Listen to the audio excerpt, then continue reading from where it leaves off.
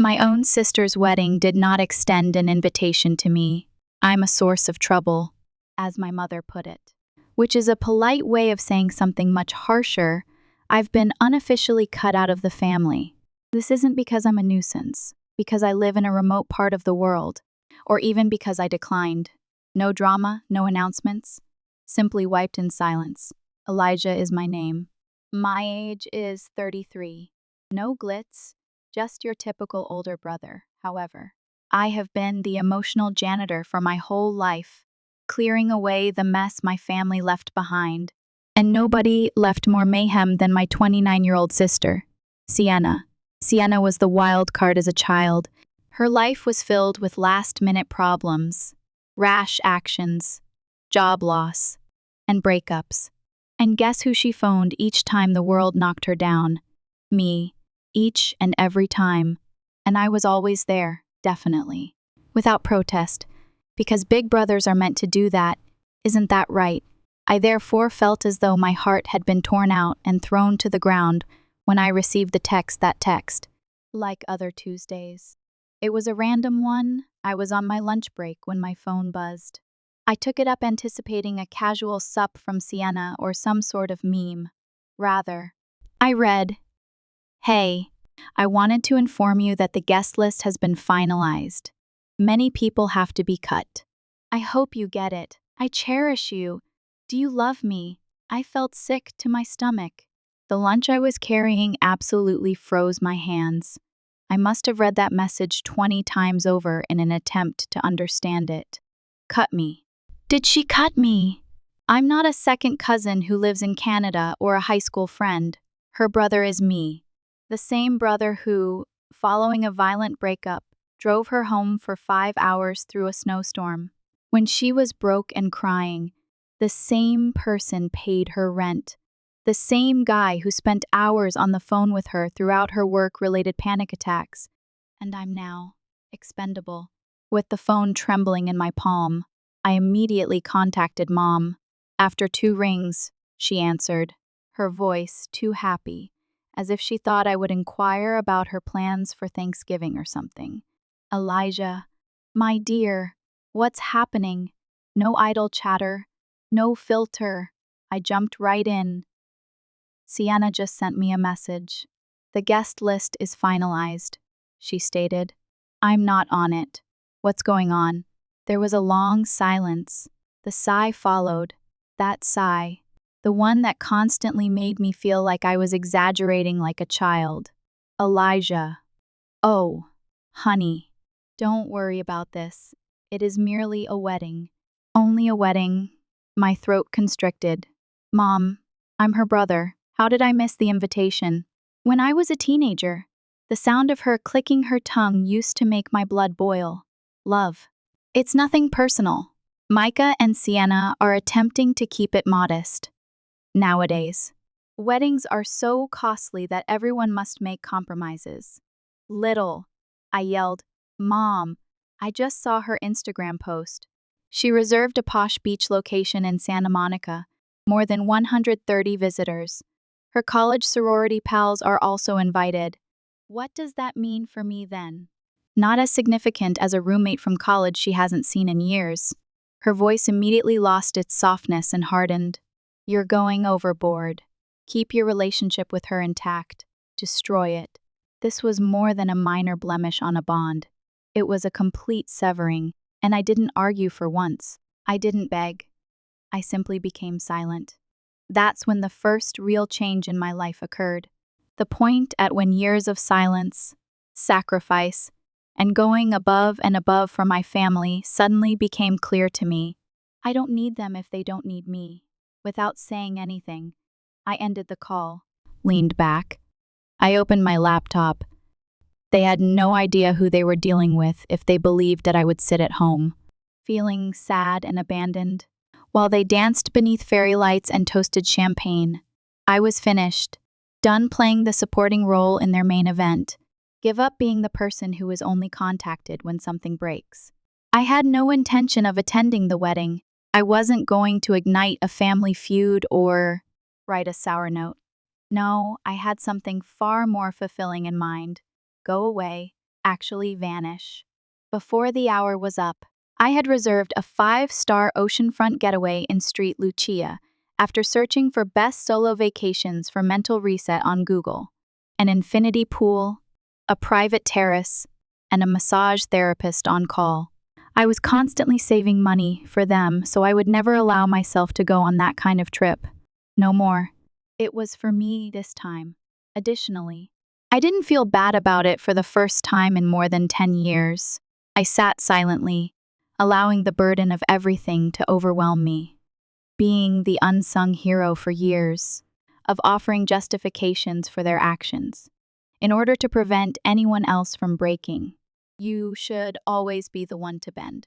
And now was the last time they had broken me. Opening Instagram, I browsed through my pictures.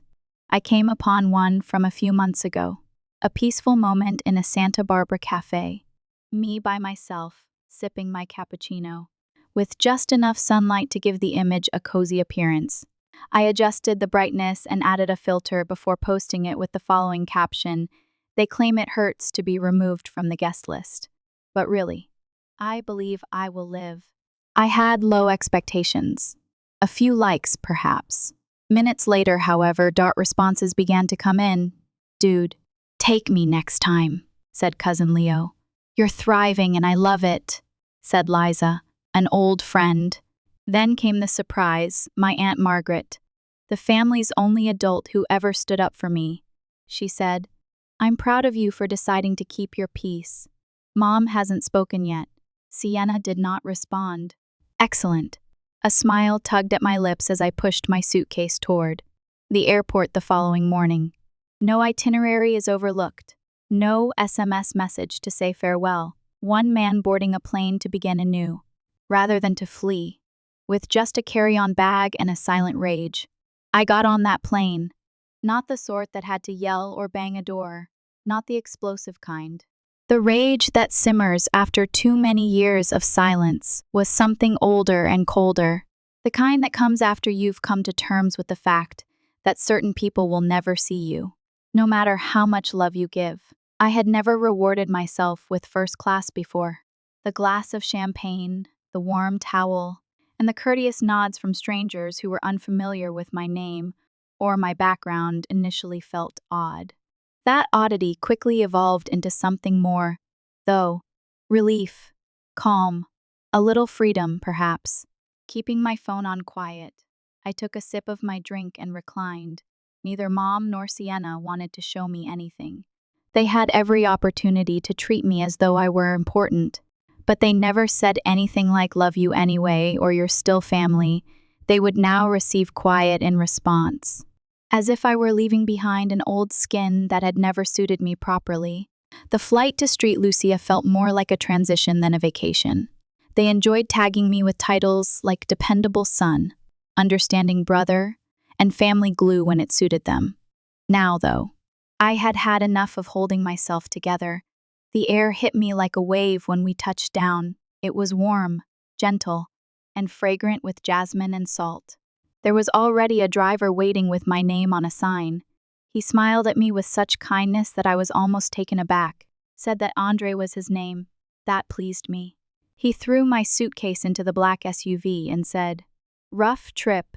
You could say it's been a long time coming," I remarked softly after pausing for a moment. He simply nodded, as if he understood without more explanation. The problem with strangers is that they can occasionally listen better than members of your family. The resort was more than just stunning. It was unbelievable.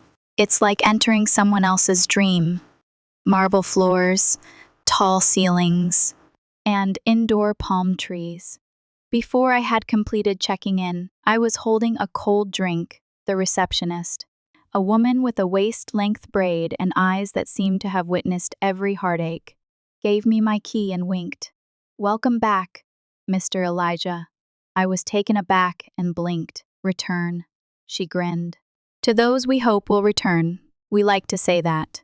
I remained silent, simply nodded to her and proceeded to the suite, which had a large balcony, an ocean view, and an eerie silence. And no one was calling my name for the first time in ages. I have nothing to offer anyone. No one was calling in tears, pleading with me to comprehend something terrible they had done, or requesting a ride, a cocktail on the table, the water, and me. I let everything hit me at once as I perched on the side of the bed and gazed out to sea. The years, the costs, the way my family never gave me anything but shame in return for using my love like money. And deep down, where it mattered, I knew I couldn't go back. I had no intention of reverting to the role they had given me, the one who fixes things, the one that is quiet, the person who never made a request. I reopened Instagram, took a picture of the ocean view, with the sun shining on the crystal clear blue water that seemed to go on forever. It was captioned, "One door shuts, one more opens," directly into the ocean, not a single emoji. No tags that are passive-aggressive, just the facts. I ordered room service that night, sat by the infinity pool with a Bluetooth speaker playing gentle jazz, and changed into the white robe the resort had laid out. In one hand, a novel, in the other, a mojito. I didn't feel like a ghost for the first time in years. I sensed, actual, firm.complete, that is, until my phone began to buzz. I choose to disregard it. Then it buzzed once again, and once more. And once more. I initially believed it might be work. Perhaps it's Andre. I left a thank you note and a tip. Perhaps he overlooked anything. Then I glanced at the name displayed on the computer. Jake, my cousin. One of the few family members who has both a functioning spine and a functioning brain. I had faith in Jake. He was the type of person who didn't sugarcoat things. He called them what they were. His message said, "Hey, bro, I'm not kidding. The wedding of Sienna just went viral." I gazed at it, blinked while sitting there. Then there was another text. The groom left. Throughout the reception, in the public eye, Sienna is a complete disaster. In fact, I laughed. Not a small, petty smirk. No. From someplace between my ribs came a deep, genuine laugh. That much drama. Furthermore, I wasn't present. I saw that Mom had sent me a fresh message. "Give me a call. Right now. This is a severe matter." I didn't. I hung up the phone, sipped my drink for a long time, gazed over the water as if nothing had occurred. However, the buzzing continued, again and again. As she passed by, a young waitress gave my phone a raised eyebrow. With a smile, she remarked, "You must be very popular. It will not stop. Quiet and cold." I returned the smile. That sounds like a catastrophe. Not mine, though. I took up the phone once more. Additional messages. From Jake, from Aunt Linda, from an unknown phone number, and from Sienna after that. "Please. I really need you. Please respond." I was mistaken. "All right. Don't do this, though. Please." I gazed at her text. Simply gazed. At her wedding, this same woman was unable to even carve a single chair for me. Not even close to the rear. There was not a single text message that said, "I wish you could be there." And now, I suddenly mattered again after her golden fairy tale was destroyed by fire. One more ping. Jake once more. I overheard Micah and Sienna fighting in the prep room. Something significant. He was labeled a hypocrite by her. He simply strolled, remained silent, left her in her bridal gown, standing there. I laughed so hard I almost dropped my drink. Jake wasn't finished, though. "Your mother is going crazy," screaming. "Uncle Dave is being yelled at by Aunt Linda." Even Grandma became involved. Said to Sienna that this is karma for cutting out Elijah. This was serious. That's what she said. In public view. Now that, I hesitated at that. Grandma. The silent one.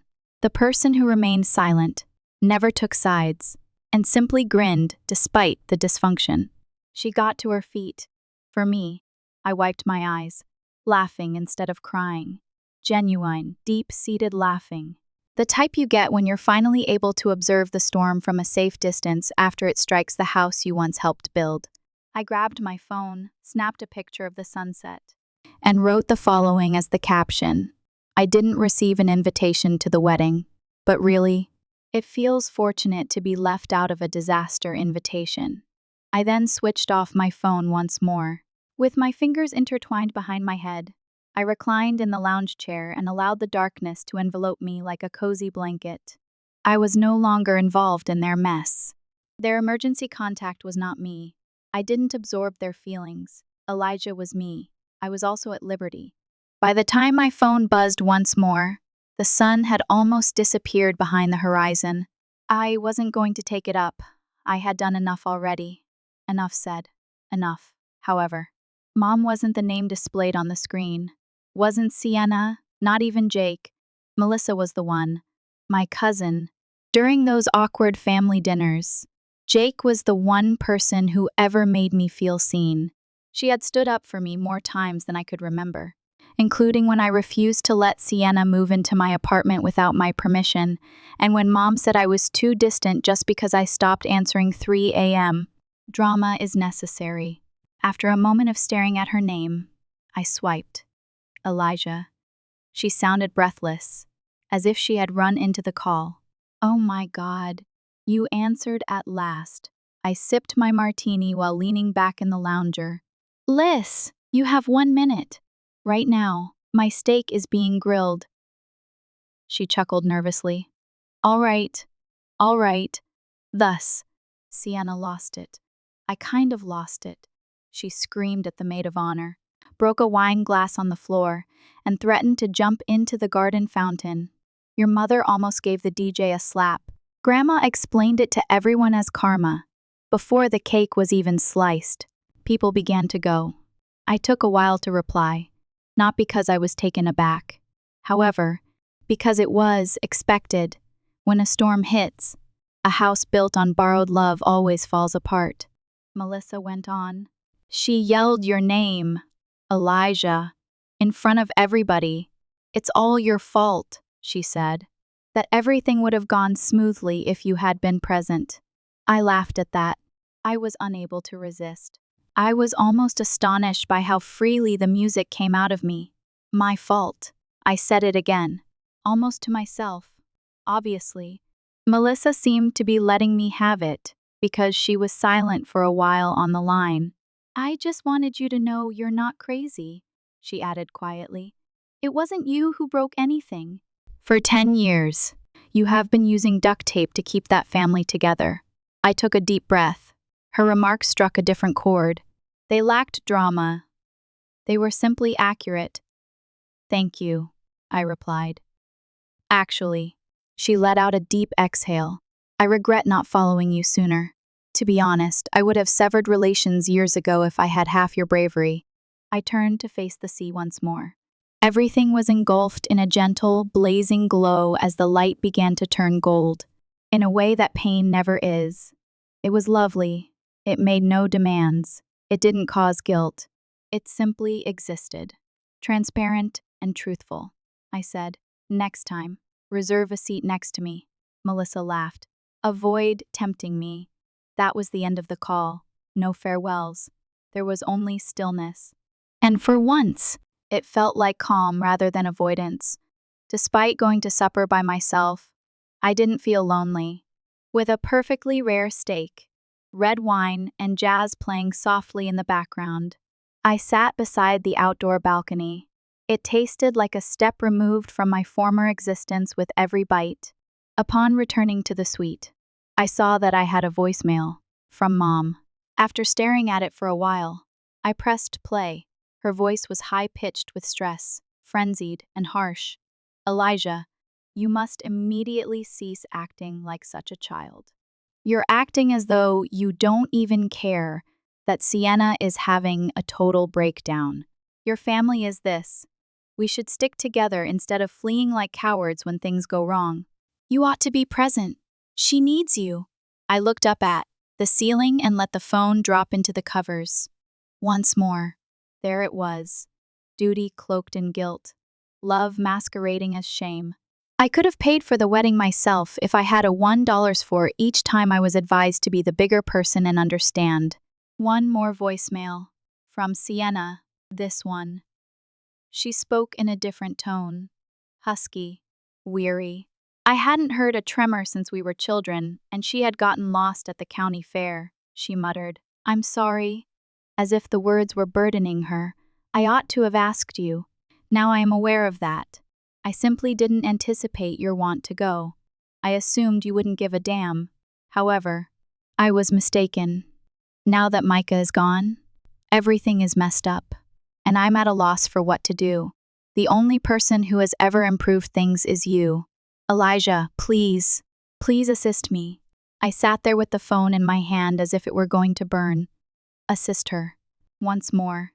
After all, after ignoring me, dismissing me, and treating me as if I were a lesser sibling, I considered responding. I considered typing something final, something sharp. However, I didn't. I went out to the balcony instead. The waves below were whispering like lullabies that only I could hear, and the sky was now a tapestry of stars. I spoke to no one in particular and gazed up at the sky. Why is it me every time? The breeze remained silent. The moon remained silent. The stars were unconcerned. I went back to her message and scrolled. Take a final look at it. I then removed it. Not because I was angry. Not even pride. I simply had nothing left to owe them. It's not my time. Not my suffering. Not even a response. On the most significant day of their life, they had decided to erase me. They recalled my existence now that everything had collapsed. As a solution. Not as a person. Being someone's emergency plan was not something I wanted. After the fairy tale was reduced to ashes, I didn't want to be someone's backup plan. I desired freedom. I then turned on my camera, took a picture of the ocean's reflection of the stars, posted it with just the following line, "Long before the wedding, they lost me. I just realized it now." I then switched off my phone. For real. This time. Voicemails will cease. No more pleading. No more acting like you're someone you're not. Only the sea. Only the evening. Only me. The sea met me before the sun did the following morning. I didn't respond when I woke up to the sound of waves crashing on the coast, like a memory attempting to enter. I simply lay there with my heart still in the water, enveloped in clean white sheets, my eyes following the ceiling fan. I didn't feel like I owed anyone anything for the first time in my life. No justification.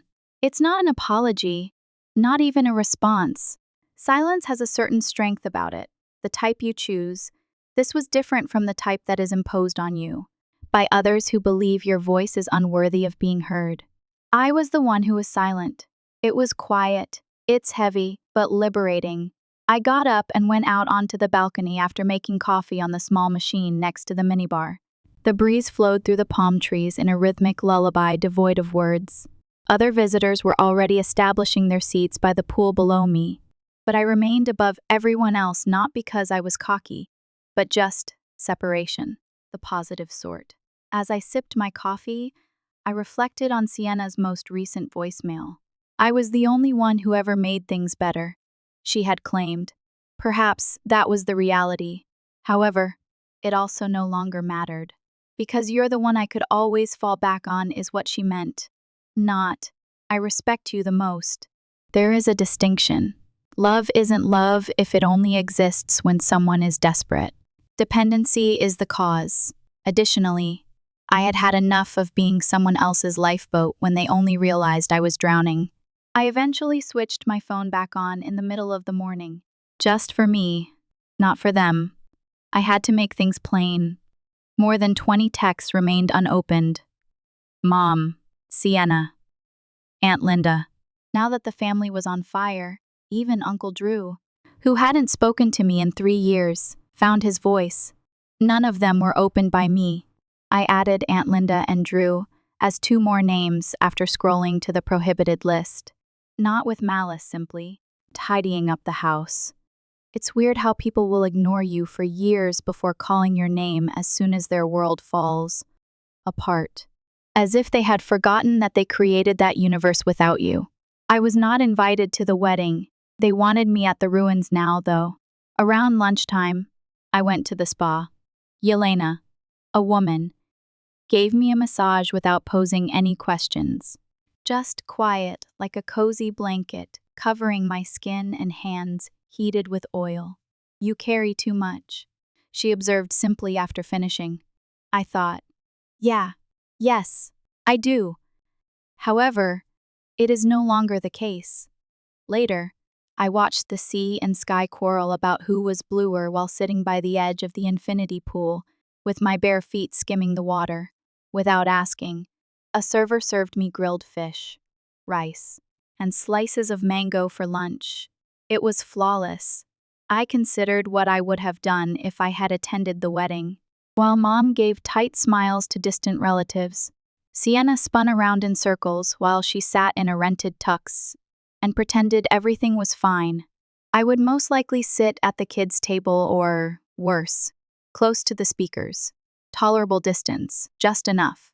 Too far away to be honored. I would have also swallowed it, grinned for pictures, played my part, once more. But me like that. He did not board the aircraft. I hope you understand that Elijah passed away softly the day he read, "I adore you," and the version that sits here with a cold drink and a lime while watching the sun dance across the water. He had no intention of returning. Not because of Mom's guilt, not because Sienna was afraid, not for some phony tranquility that broke the moment I stopped caving in. I can't return my tranquility for free since it costs too much. I received another call sometime in the late afternoon. Unknown figure. I paused for a moment. Then I responded, "Hey." The other person's voice wasn't panicked. It didn't weep. It wasn't demanding or filled with remorse. It was quiet. "Grandma," with the gentleness of a handkerchief on an old sore, she said. "Elijah, your voice is pleasant to hear." I didn't say anything at first. The stillness almost felt hazardous because I was so accustomed to preparing for impact. "I wanted you to know," she added. "I witnessed it. Everything. I apologize as well. I remained silent, though. I just wanted to listen. Not because I was angry. And someone seems willing to tell the truth for once. Pretending was the foundation of that wedding," she claimed, "acting as though you were unimportant. Acting as though Sienna was still a young child. Acting as though you were all right by remaining silent. However, I did see you. Always had. Something I didn't realize was still hurting was struck by that," she remarked. "You didn't deserve that. Anything at all." My throat constricted. I curled my fingers against the phone a little. "I got up," she continued. "At the nuptials. I was honest with them. I informed them that karma kicks down doors rather than knocks. And it did. When I closed my eyes, the wind brushed my face as if her words were carrying the wind. She said, "Elijah, I don't want anything from you. I just wanted to let you know. The issue was never you. Additionally, you owe them no peace." When I opened my eyes, the vista before me seemed to go on forever. I muttered, "Thanks, Grandma," at last. "With the kind of love that didn't need to be returned," she said. "You take care of yourself now. I meant it too." We hung up. Not a drama. No begging to return home. Two people who still knew how to convey the truth were exchanging it. I returned to the balcony and took another picture. This time of the sun dissolving into the water and the sky looking like a painting that no artist could ever duplicate. I only wrote one line when I submitted it. "Peace is stronger than guilt. But blood may be stronger than water." I put the phone down after that. I also didn't turn around. The trip's final day came like the quiet after a storm. Serene, tidy, and peaceful. I got up early because my body was finally learning how to rest. Not because I had to catch a trip. It's a deep, slow slumber. Not the kind you sneak in between commotion. The rhythm is constant, like the ocean. I sipped black coffee while sitting barefoot on the balcony and watching the horizon open up once more. I didn't give it much thought, and that was a gift, for once. No ringing phone, no thorn of remorse stuck in my chest. Nothing but quiet. And take a breath. and tranquility. The hotel held a little breakfast near the beach that morning, complete with warm bread and fresh fruit, long tables covered by white canopies, and the aroma of cinnamon and the sea.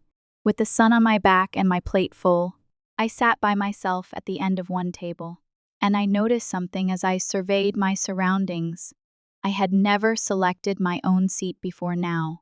Not a family political assignment, not one to keep out of the way near the edge, not one where I was assigned because I had to. I chose this particular seat for myself, and it felt amazing. Darn it. Later, in the resort hallway, I came across a mirror.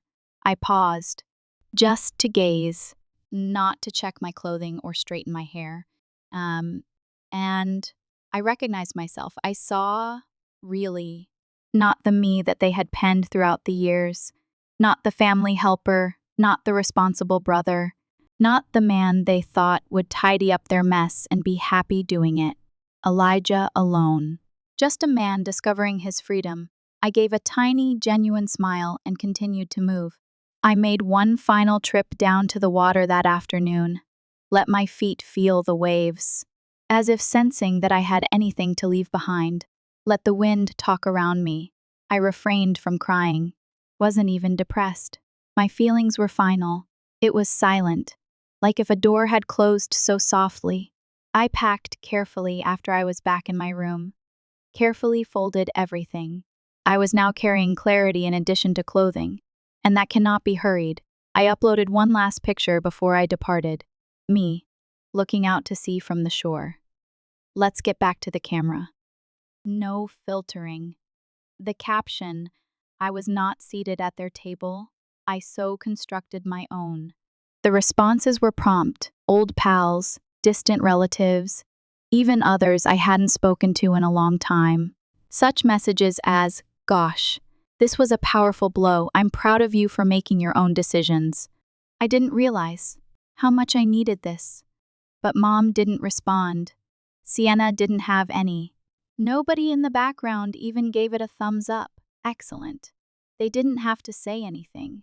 Because of this tale, now it was mine. Additionally, it didn't require their consent. It was a calm flight home. I finished reading a book without going back to the same page. I didn't check my phone while listening to music. I also didn't feel like I was going back to anything when the plane touched down. For the first time in years, I felt as though I was finally coming. I took a while to unpack when I got back to my place. I chose to sit on the floor instead. Not a light. The only light coming through the blinds is the evening sun. I also took a breath, breathed deeply and slowly. Not the sort you take in the middle of a flurry, the type you take after you finally emerged from the shadow of another person. My phone buzzed one last time later that evening. Sienna had sent a message. "I'm aware you won't respond. I understand. I wanted to apologize for everything, for failing to see you, for not giving you the respect you merited. I want to speak with you again eventually. However, I can understand if we don't." I looked at it for a long time. I didn't twist my chest. My hands remained steady. I refrained from crying. I simply nodded. I'm alone in my apartment. Never lonely, but alone, for the sake of peace. At last, I had peace. I didn't respond. It wasn't that I detested her. I didn't want to discipline her. However, this chapter was over. Furthermore, I didn't have to reopen it to demonstrate that I had moved on. Avoidance does not apply to all silences. There are times when quiet is liberating. So I put down the phone. A candle was lit. Switched on a tune.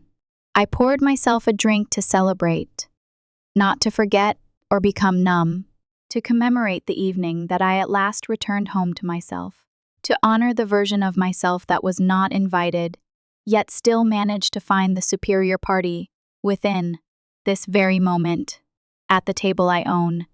Elijah's story is about more than just missing a wedding or family strife. It has to do with awakening, about coming to terms with the fact that even those closest to you may not notice you at all, not because you're invisible, but rather because they haven't bothered to look. Furthermore, leaving doesn't always indicate that you've given up on love. It just indicates that you have begun to provide for the one person who most needs it, you. If you had been Elijah, how would you have responded? Have you ever had to decide between family and peace? Leave a comment below, and if you are at the proper moment to read this story, know this. You are also free to select the table of your choice.